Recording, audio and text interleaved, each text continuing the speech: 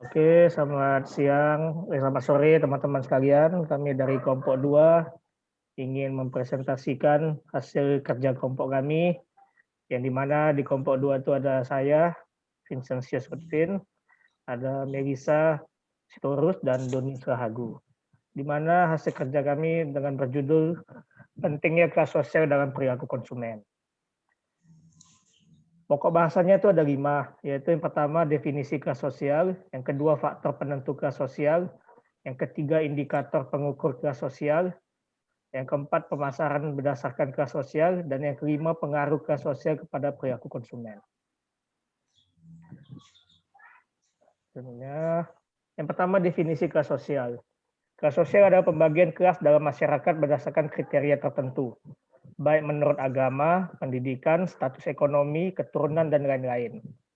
Setiap masyarakat senantiasa mempunyai penghargaan tertentu dalam masyarakat yang bersangkutan, dan setiap masyarakat pasti mempunyai atau memiliki sesuatu yang dihargainya. Sesuatu yang dihargai inilah sesungguhnya merupakan embrio atau bibit yang menumbuhkan adanya sistem berlapis-lapis di dalam masyarakat itu sendiri. Penghargaan yang lebih tinggi terhadap hal-hal tersebut akan menempatkan hal tersebut pada kedudukan yang lebih tinggi dari hal-hal lainnya. Lanjut. Faktor penentu kelas sosial. Faktor penentu kelas sosial itu ada 3, yaitu yang pertama berdasarkan variabel ekonomi, yang kedua berdasarkan variabel interaksi, dan yang ketiga berdasarkan variabel politik.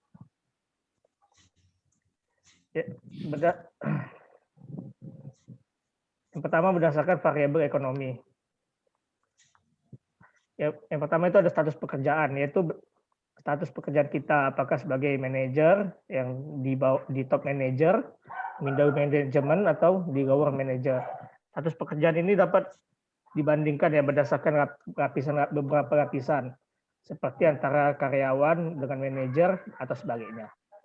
Yang kedua variabel ekonomi yaitu pendapatan, yaitu berapa jumlah pendapatan kita dalam 1 bulan atau 1 tahun, atau berapa jumlah penghasilan kita yang dapat dikonversikan atau dilapis-lapiskan berdasarkan kelas sosial.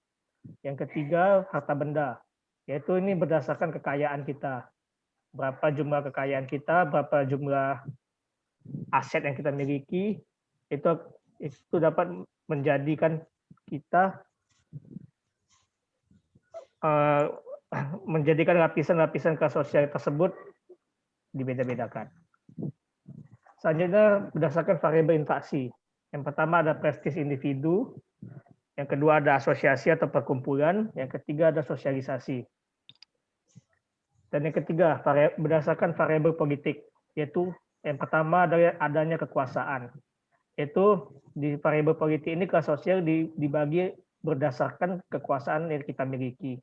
Apakah kita menjabat sebagai anggota pemerintahan atau sebagainya. Yang kedua kesadaran kelas, yaitu adanya kesadaran dalam diri kita untuk meningkatkan kelas. Misalnya dari kelas sosial yang paling rendah, kita mempunyai kesadaran untuk meningkatkannya menjadi ke taraf yang lebih tinggi atau sebagainya. Yang ketiga adanya mobilitas atau pergerakan. Mobilitas ini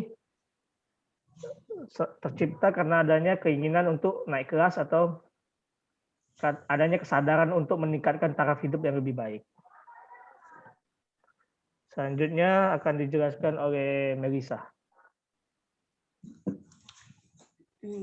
Baiklah, saya akan melanjutkan bagian ketiga, yaitu indikator pengukuran kelas.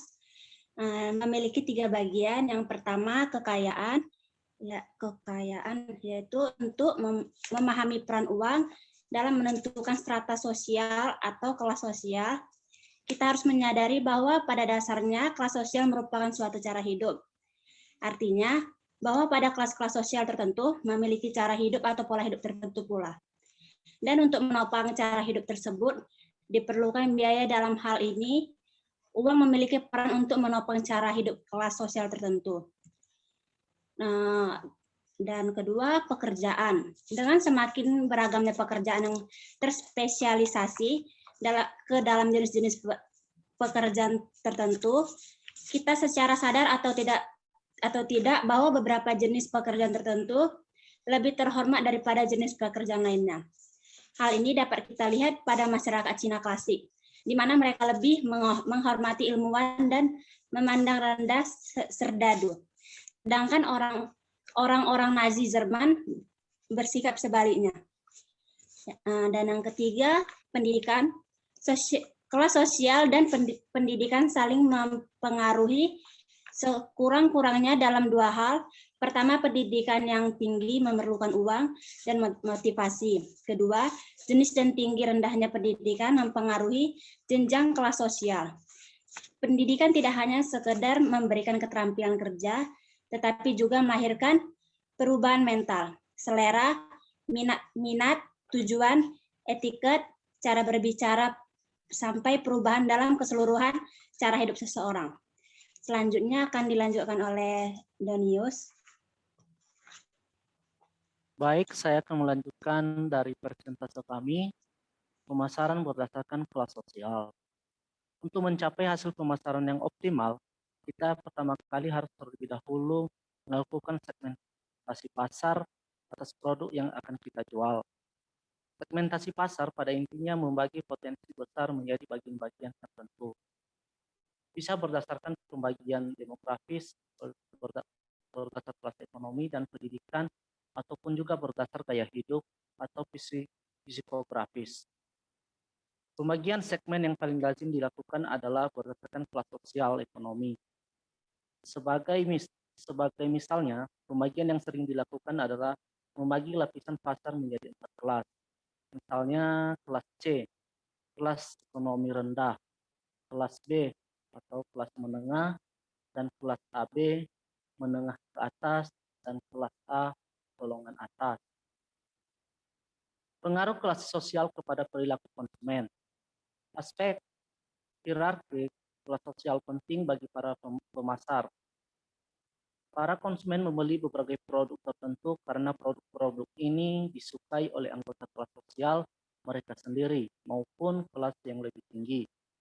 Dan para konsumen mungkin menghindari berbagai produk lain karena mereka merasa produk-produk tersebut adalah produk-produk kelas yang lebih rendah. Pendekatan yang sistematis untuk mengukur kelas sosial tercakup dalam berbagai kategori yang luas berikut ini. Ukuran subjektif, ukuran reputasi, dan ukuran objektif dari kelas sosial. Yang pertama itu adalah ukuran subjektif, ukuran di mana seseorang diminta menentukan sendiri posisi kelas sosialnya atau kelas sosial yang ditentukan secara pribadi. Yang kedua itu adalah ukuran reputasi, ukuran yang ditentukan oleh orang lain dari lingkungannya atau kelas sosial yang ditentukan menurut reputasinya. Yang ada yang ketiga, ukuran objektif. Didasarkan atas variabel sosioekonomi seperti pekerja, pendapatan, dan pendidikan atau kelas sosial dikarenakan kekayaan dan pekerjaan. Menurut Talcott Preston menyebutkan ada lima menentukan tinggi rendahnya status seseorang. Itu ada beberapa kriterianya. Yang pertama, kriteria kelahiran atau ras, kebangsaan, jenis kelamin, dan juga kualitas atau mutu pribadi atau umur, kearifan, atau kebijaksanaan. Yang ketiganya, prestasi atau kesuksesan usaha, pangkat, atau pemilik atau kekayaan harta benda. Yang kelima, otoritas, kekuasaan dan wewenang atau kemampuan untuk menguasai atau memengaruhi orang lain sehingga orang itu mau bertindak sesuai dengan yang diinginkan tanpa perlawanan. Selanjutnya akan dilanjutkan teman kami Vincentius Lupin. Terima kasih. Oke, selanjutnya kita masuk pada kesimpulan. Yaitu kesimpulannya yaitu pengaruh kelas dan status sosial mempunyai tujuan untuk menganalisis pengenalan kebutuhan, proses pencarian, kriteria evaluasi, dan pola pemberian dari berbagai kelas sosial untuk mencocokkan produk dan komunikasi secara benar dengan kelas sosial yang aktual dan yang dicita-citakan. Untuk memahami perilaku konsumen, sebaiknya produsen mengetahui pula tentang kelas dan status sosial agar mengetahui apa yang diinginkan oleh para konsumen. kelas dan strata sosial dalam lingkungan masyarakat dipandang sebagai jurang pembatas antara masyarakat.